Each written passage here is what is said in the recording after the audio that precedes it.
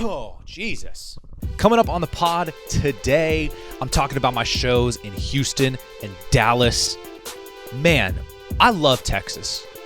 I may as well just say that and make this a 8-second podcast. And I do want to make sure you guys know about the rest of the tour dates for the next month or two. Washington, D.C., I'm going to be at the Arlington Draft House August 9th and 10th for 4 shows. Weekend Will out here making the rounds. And then Chicago, your boy's back at Zany's August 27th through the 29th. A week with Willie B, Tuesday, Wednesday, Thursday at one of the best clubs in the country. What am I, the luckiest guy in the whole entire universe? Pretty much. And then after that, I'm gonna be in. It's funny that I forget because there's not that many dates left. September 6th through the 7th in San Diego, American Comedy Company. That room rips. So if you're in the area, you gotta come to those shows. And then Sunnyvale, California, September 12th through the 15th. That's basically San Jose. So if you live in the South Bay area, come through, bro. Rooster Teeth Feathers. That's an iconic club. And I'm gonna be there for a long time. And maybe my parents will be there too. Hopefully they will, if they support me and love me. You know what I mean? But either way, it's also very far, and I also don't blame them for not coming. Anyways, dude, I'm dropping new tour dates early next week, officially to the public. If you guys are podcast listeners, you guys have already saved the new tour dates in your phone that I've been announcing at the end of the show. I have one more to announce at the end of the show. So, but again, publicly, everything should be on sale early next week. And man, what a crazy rest of the year this is going to be for me, but in the best way possible. And let's go ahead and start the podcast because I have a lot to get into. Let's go now.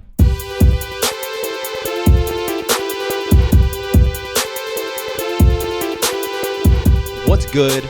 Hello. Happy Wednesday. I don't like saying hump day because it sounds weird when I say it. The Willie B experience is up and running. I'm back in my apartment. Didn't think I'd be able to do it here. Last week I did it out of Kaylee's place because she had to be here to do her sessions, her therapy sessions. And I am back in my apartment, but also my air conditioning is broken at the end of July. Great timing, huh? But I'm doing this early in the day before it gets sweltering hot. But I was like, I don't know if I'm gonna be able to do it here, but I'm gonna be able to do it. I have a fan next to the camera that is not on currently, and I'm probably going to turn it on at some point. So maybe I'll leave in the part where I reach over to turn it on all awkwardly, and maybe you'll start to see sweat stains through my gray shirt.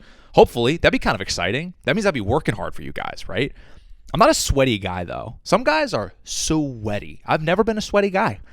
Like, I remember my dad, who goes on, he's a big runner, and he would always come back from runs just soaked.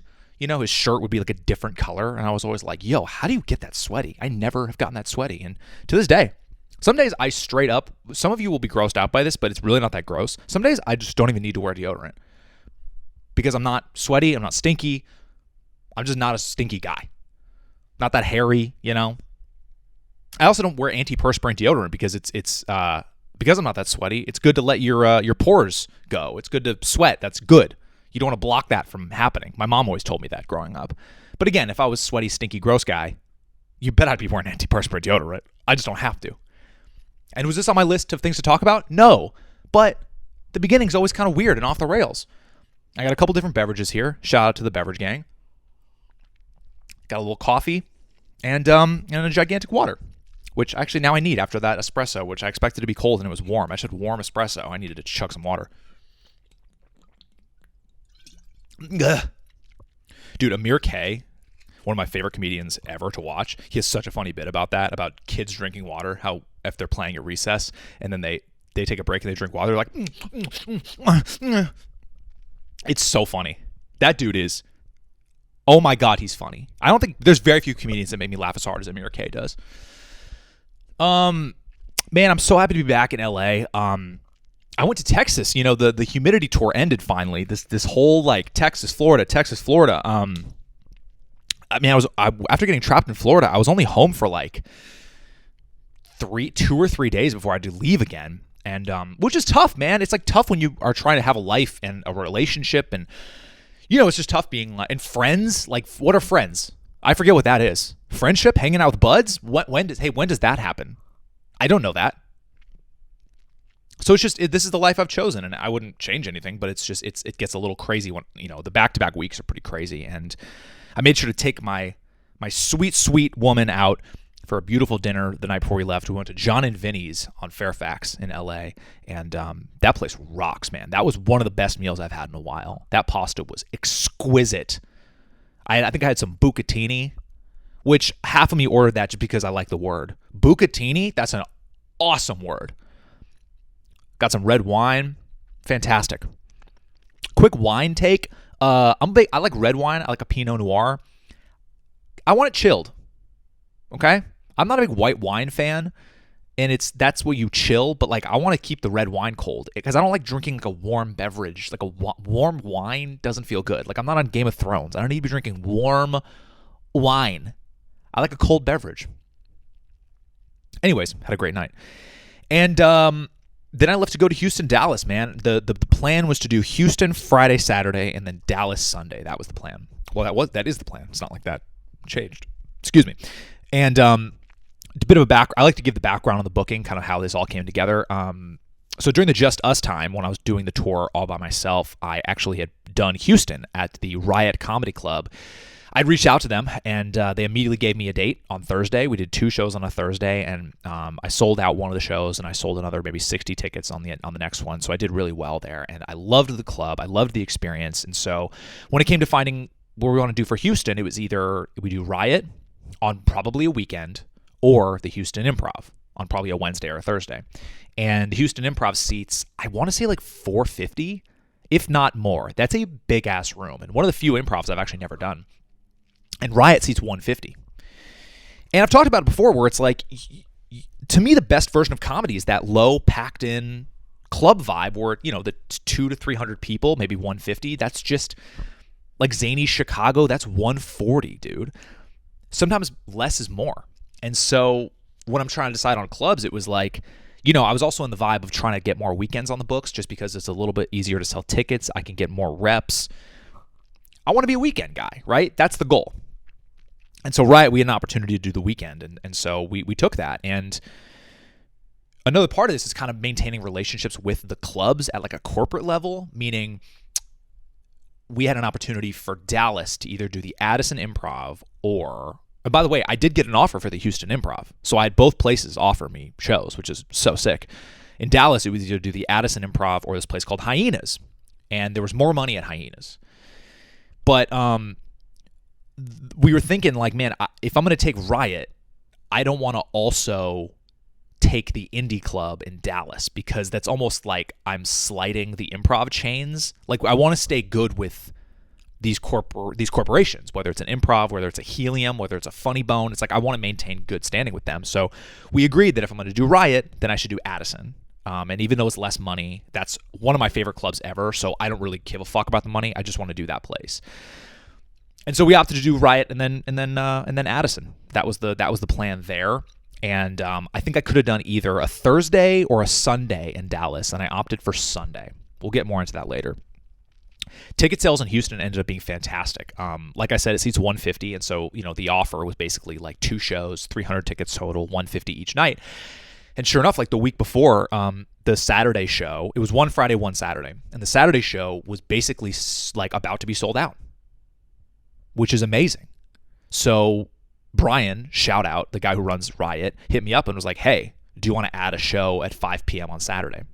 And the reason it's so early is because also at Riot is they do 9 p.m. showcases on Friday, Saturdays. So that's already locked in, and I'm already offered a spot on the showcase, a paid spot on the showcase. So each night I'm doing 7 and 9, no matter what, right?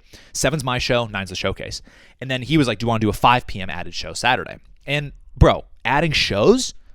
You're goddamn right I do. Of course I do. So the fact that I was able to add shows was already, I was stoked.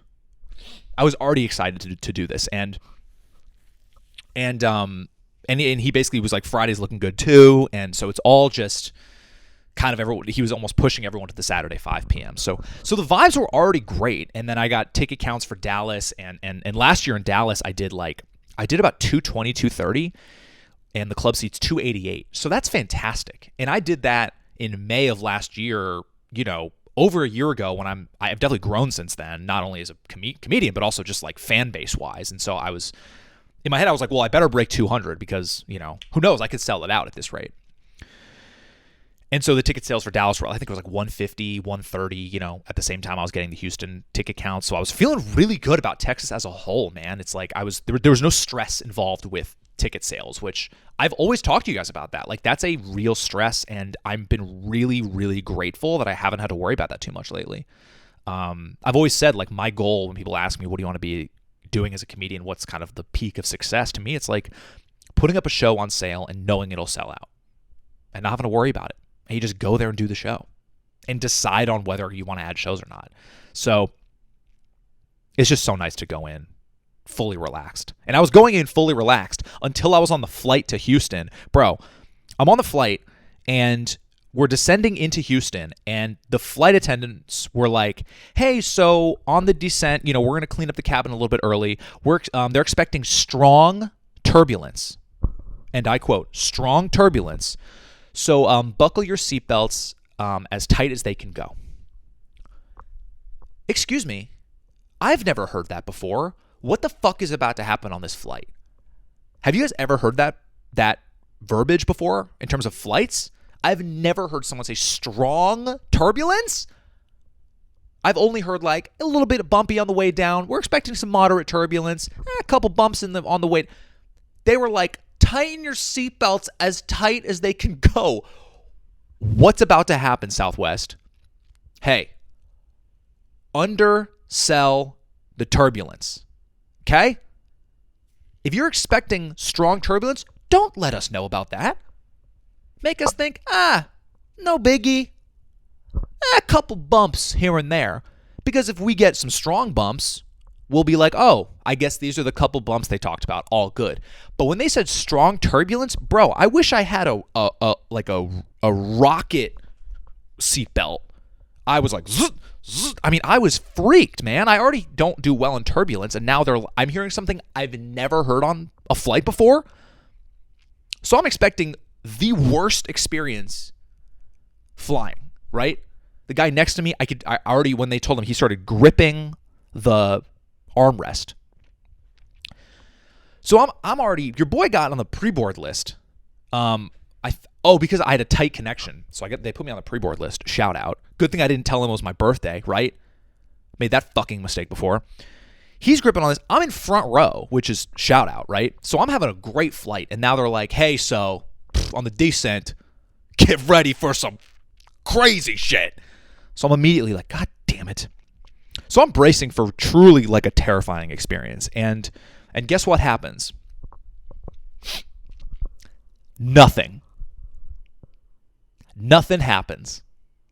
There was barely any turbulence at all. These motherfuckers really scared me for no reason. I don't know what I'd prefer. Either them being like, it's going to be a little bumpy and then it gets real bad, or get ready for the scariest shit ever and then it's nothing. What would you prefer? I think I'd prefer undersell it, and then I'll be like, Jesus, these were because if anything, if they undersold it and I'm going through a few bumps, I'm like, oh, I'm not worried about it because to them, this is moderate turbulence, right? Undersell it. I was almost annoyed when we got on the ground. I was like, that's it?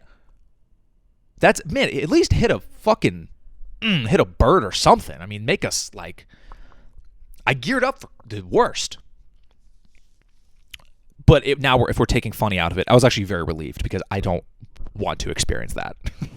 I was so happy, man. We're going through clouds, and I was like, oh no, here we go. Oh no, and that was totally fine. So I'm actually really, really happy that it wasn't sketchy. And speaking of sketchy, hey Houston, you guys ever been there before? What the fuck? It's so sketchy.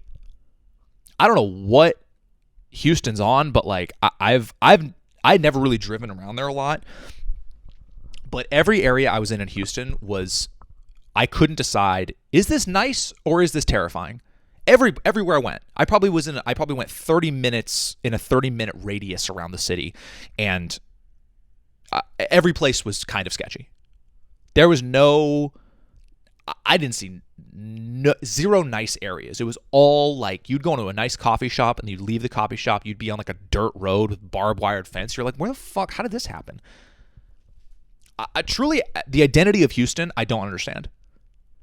Like, when I get to it, the crowds are phenomenal. The comedy is amazing. But as a city, I'm like, what's the thing here? What's the appeal?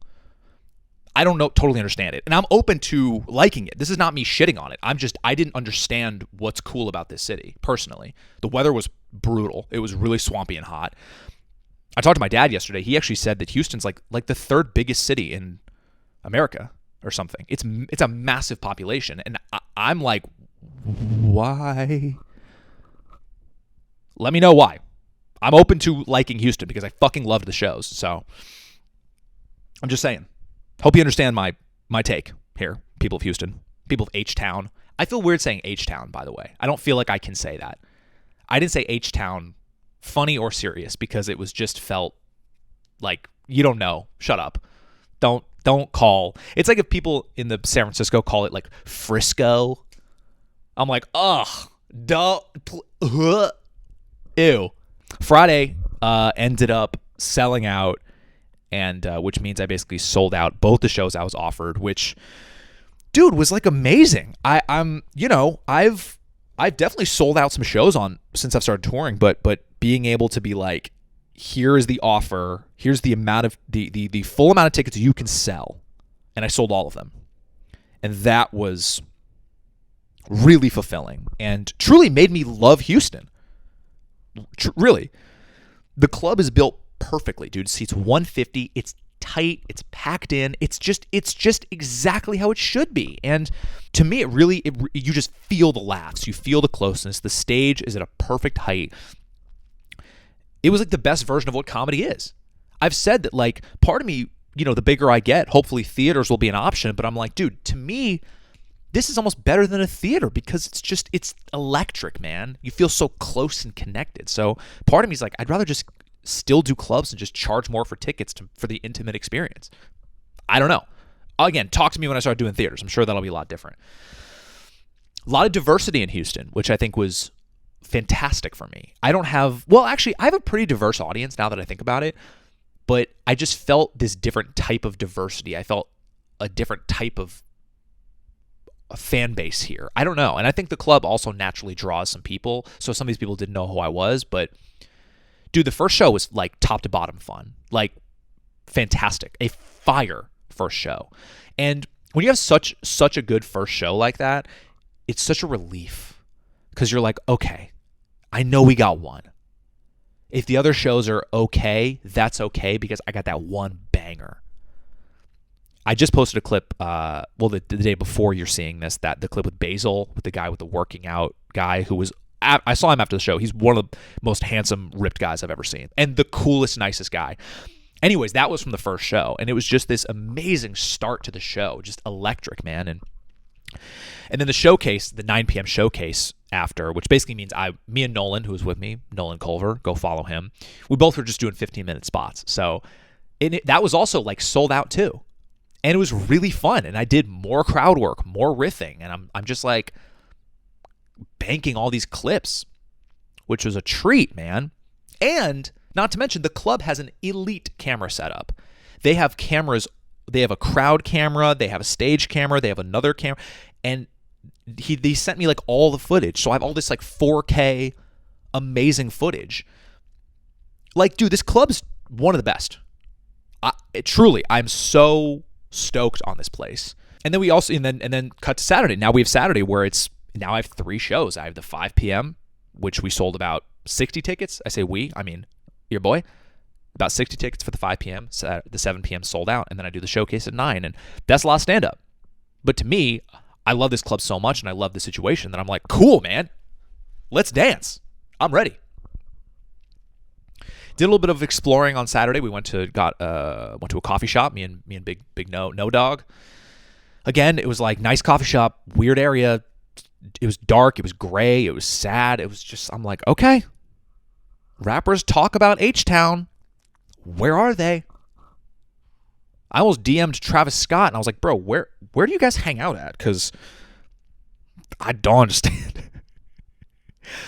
I will say doing a show at 5 p.m. also was kind of weird. Everyone agrees. It's still light out. You make some jokes about it, but it's a dark club, so you kind of forget it's 5 p.m. But it is a little bit weird because we're on West Coast time, and It's basically like I'm doing a show. It's like a brunch show. That's almost what it felt like. But again, 60 people in the room still felt really good. Like the show was fun. It was a bit of a slow start, but I ended up having a really, really fun time on the 5 p.m. And by the way, a lot of the crowd work people I talked to, dude, I got so many clips from these shows, man. You guys are going to see so many clips with the Riot Comedy Club thing in the background. Just know that's from Houston. I have so many clips. So many people work in oil in Houston. I didn't know that. That's a big thing. I talked to many people that was like, I work in oil. I'm like, oh boy, all right, another oil person. Like the 5 p.m., it's like, dude, like 3 different people worked in oil. So I'm going to have a whole clip about the oil industry. Learned a lot. Just kidding. I didn't learn anything. I still don't understand how it works. Yeah, the 5 p.m. was such a perfect warm-up for the sold-out show. I felt like I got my rhythm, got kind of the riffing starting. It just felt really good. And especially to know we have a sold-out show, it's like, man, what a time. Oh, and also, yeah, about the oil thing is that it's cool to meet people in that type of industry because geographically it's almost like there's diversity in that way where people have these unique jobs to the area. And that makes for really interesting interactions because, like, you know, it's one thing people are like, oh, I work in software, I'm an engineer, or oh, I work in sales. It's like, yeah, but you have these people work in oil, like they're Daniel Day-Lewis and There Will Be Blood. You're like, cool, man, something different, right? So again, it was like diversity across the board, diversity in race, in gender, in occupation. It was just, I loved it. And you know how fire the 7 p.m. was. The 7 p.m. sold out show on Saturday was one of my favorite headlining shows, I think. That shit was fire from start to finish. It made me want to shoot something there. I maybe want to do some sort of crowd work special there. I really would. Like just how you'd have to do that basically is that if you do, let's say you do 4 shows in the weekend, you basically, and I don't know if you guys really know this, but if you ever seen a crowd work special, I basically would wear the same outfit every night or both nights. And you just cut together all the best clips and make it seem like it was one show, but really you just had the best of from the 4 shows. And that club was so fire. Like I would be remiss if I didn't shoot something there. I just felt truly at the top of my game with Houston, and that is one of my new favorite comedy towns without a doubt. Dude, we had the showcase, the third show of the night, Saturday night. The showcase was fucking wild, man. This dude in the front row, this like big jacked black dude, was wearing sunglasses and a giant chain, and he's with a young lady. And I went up and, you know, immediately I'm like, "What's up, man?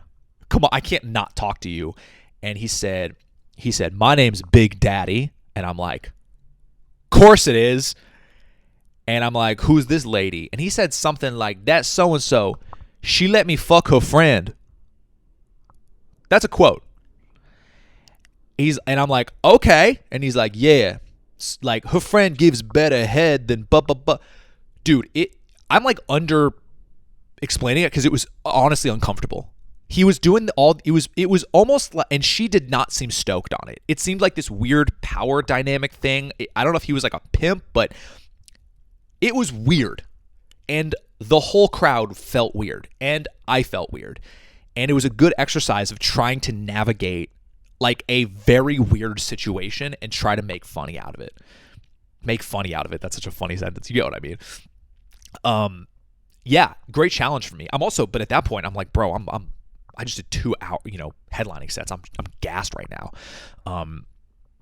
So it's kind of crazy to have like the biggest curveball of the weekend on the last set. And but sure enough, I made the best of it. I involved like another couple somehow, being like, here's what actual love feels like instead of whatever the fuck's going on over here. And I weaved it together and it worked out. And I actually ended up having such a good set that I walked into the bathroom to wash my hands, which there was no comic bathroom. It was just the same bathroom as everybody else, which is always a little bit strange because I'm just like peeing next to fans and they're like, "What the heck?" And I'm like, "I know." And I overheard 2 young dudes being like, "Oh man, that last guy was so awesome. We got to come back and see him." And I was like, "Yes." I was a little embarrassed, so I actually walked out, so they didn't see me. But that's what you want to hear, man. That felt so nice. Like the vibe was just top to bottom great. And the guy, again, shout out Riot Comedy Club. Shout out Brian Gendron, who runs it. Such a good guy, man. So welcoming. And And he also gave me like just one of those really nice compliments where he was just like, man, working with you was like some of the easiest and best to work with since we've like started. He was just like, you kept the show tight. You're professional. He was like, you crushed every show. He just really made me feel like I bring a lot of value to the space. And that's what I want, man. I want to be the easiest to work with. And I want to be not only easy to work with, but like I deliver. And so hearing this from clubs, like I remember in San Antonio, they were like, that was one of the best wine nighters we've had. And to hear Brian be like, that was one of the best and easiest to work with experiences I've had. It's like, that's exactly what I want. I want to be that guy. And so feeling that is really fulfilling. And funny enough, it keeps being in Texas. Like I'm not joking when I say Texas may be my favorite place to do comedy right now. I have no problem saying that. And then we had Dallas on Sunday, man. It was crazy to then be like, okay, now let's do a whole other thing. I was going to drive from Houston to Dallas, and then I checked the Google Maps like the week of, and it was like a 4-hour drive. And I was like, oh no, I don't want to do that. So I found a Frontier flight from Houston to Dallas, and that was like a $50 flight. It's like up and down one of those like 40-minute flights. Haven't flown Frontier in a while. It's so funny. It's just Spirit basically. And it was so funny how when you sit down, you're expecting like a comfy seat, and you sit down on a Frontier seat and you're like, oh, ow. It's like you just sat on like a bus bench. You're like, holy shit, man. These seats are garbage. But again, quick flight, easy. I had family in Dallas. My dad's niece, which I believe is my cousin, who has a whole family out there, and me and Nolan stayed with her. So staying with family was just such a treat after being in Airbnbs and hotels for so long. It was so nice to be with family. Do you know I've seen a couple of times is these rogue Uber drivers. We landed in Dallas, and this guy was like, hey, you guys need a ride? I'm like, yeah, but not from you. What do you mean, do I need a ride? He was like, yeah, you need an Uber? I'm like, yes, and I'm going to call it on the Uber app. You psycho. I'm just going to get in? Hey, you guys need a ride? Come on in. Okay, random stranger, no problem. Let's go. Come on, Nolan. This happened I saw this in Burbank when I landed back home. It was a guy with like a fake Uber Lyft sticker and was like, hey, where you going? You need a ride? I'm like, not from you. Lyft is spelled wrong. It says Lifty and Auber. I'm not going with you. You're on a bicycle. Just kidding. I just love the confidence. I'm like, God, and like people, they're gonna get rides. They're gonna get rides. I saw in that the rogue Uber driver in Burbank, like a guy got in. I'm like, nice knowing ya. It was like the beginning of a Netflix documentary. What would it be called? It'd probably called like Fuber. The story of fake Ubers. That's mine. Don't steal it. That's mine. That's mine. Sweating so much. Like I said, you can't really see the sweat. You can see it a little bit, but I'm sweating so much. Let me actually kick the fan on for the last like 5-7 minutes here. Oh, that's nice. Why did I not have this on the whole time? Are the pictures staying in place? They are. Keeping all this in. Got to Dallas. Addison is just one of my favorite clubs. Again, it's old school, like an old school club, small, packed in. And again, I had pretty high expectations because of what I did last year and how fun the show was. And I ended up selling about $220, which objectively is phenomenal. And the only reason I wasn't jumping for joy is because that's kind of what I did last year. So I effectively did kind of the same as I did last year. And it did make me wonder if I had done a Thursday instead, what it would have been. Because I did Wednesday last year and I sold just as many tickets. And I always thought Sunday was a better day to do comedy just because it's like a part of the weekend. But the more I think about it and the more I experience it, I feel like Sundays are hard because you have like Monday, work day the next day. Like Monday's a daunting day. They call it the Sunday Scaries for a reason. And so I think I'm going to start doing less Sunday shows. I don't really like the idea of that anymore. And let me know in the comments, by the way, would you rather go to a show on like a Wednesday or a Thursday or a Sunday? That's actually really helpful for me to know. So if you can comment that, I'd really appreciate it. Man, I tell you what, when we were sitting in the green room, we got there pretty early because the doors opened pretty early. And again, I want to back up for a second and say that I'm incredibly excited and grateful that I sold 220 tickets in Dallas. I just hope you understand why I wasn't like elated because again, I had almost expected that. So again, I have not sold over 200 tickets in very many clubs. So it was amazing. Got it?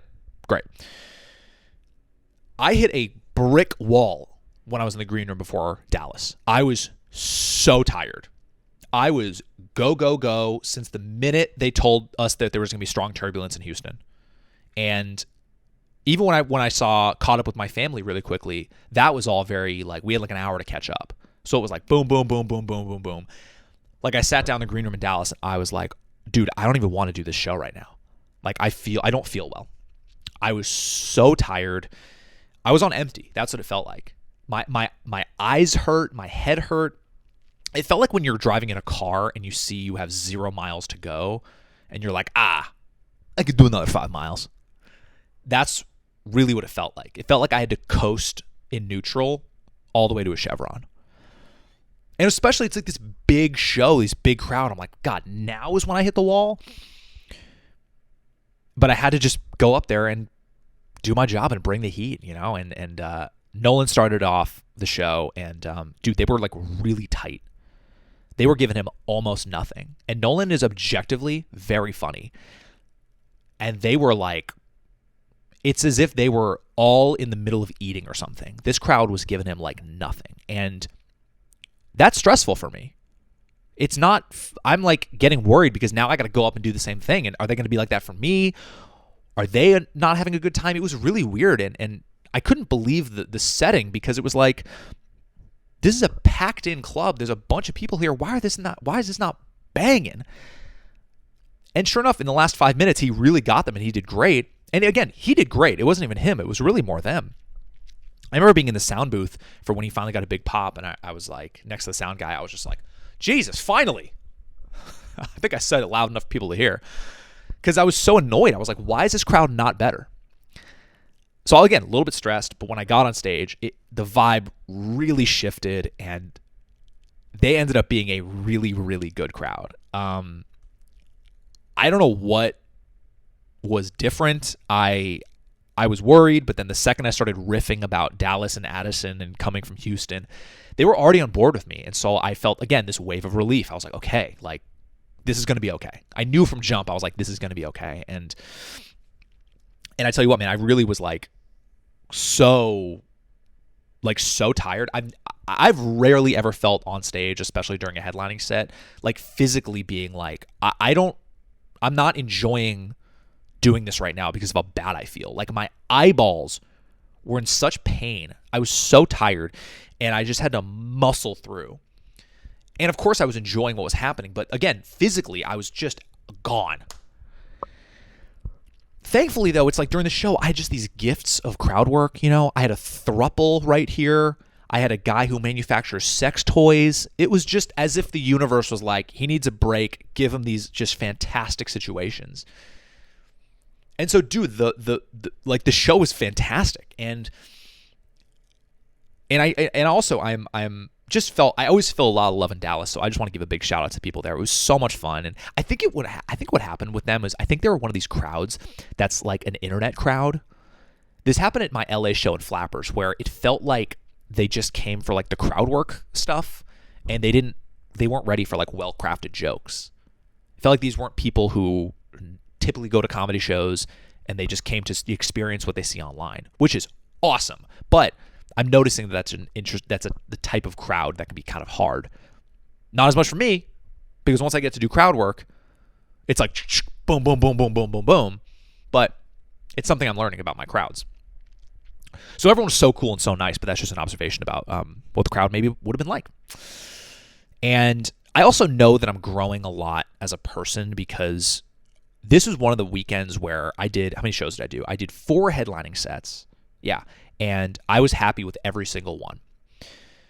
And that's really saying something. I typically don't ever get like that. Nolan even made that observation. He was like, yeah, you like, this is, I'm so happy to see this because you really deserve to feel like that, you know? And he would always be confused about why I was so hard on myself. He would always be like, dude, you murdered. I can't believe you're not happy with that. So I think I'm just growing a lot, and I think I'm just getting better too. Another thing I thought was interesting, and I wasn't sure if I was going to share this, but I figured I will anyways because give you guys the full picture. I like smoking my weed at night. I don't do it every night, but probably 5 nights a week, and it's just something to turn my brain off. I'm so go every day. It's just nice to just like turn my brain off and watch a movie. And I've always had this kind of thing in the back of my head of like, man, is it messing with my brain the next day? If I smoke and then do a show the next day, am I just not as sharp? And I've always had this narrative of that it affects it. Does it not? Does it help me? I just don't know. And it's always really bothered me. And so I decided on this trip, I was like, I'm just not going to smoke any of the nights before the shows. So I didn't smoke Thursday night, Friday night, or Saturday night. And that was a big change for me. I don't think I've ever done that on the road. Like, ever. And sure enough, I was 4 for 4 on my sets. And I was happy with myself, and I felt sharp. I didn't feel like one moment I fumbled. I felt like I had it the whole time. And again, I don't typically feel like that. Especially in St. Pete, I was fumbling. Given the crowd was kind of annoying at times, but I just didn't, I felt like such a difference. And so the experiment was not only successful, but it was also really interesting, because I'm like, that may be the new thing now, is just tailor my fun little weed nights for when I'm off the clock and not on the road doing these big shows. So it's interesting. If you guys have any input or thoughts, please share them in the comments. And the last thing I thought was pretty funny was in Addison. There was a lot of gay fans there in Addison. Texas has a lot of gay fans, and Austin has a big gay fan base. Dallas is a big gay fan base, which I welcome it. I love it. Those guys are the best. A reason why those guys are the best, even from a business perspective, is, and I talked to, this is the GM of the Dallas club told me, he was like, gay fans are the best because they don't have kids and they have a bunch of disposable income.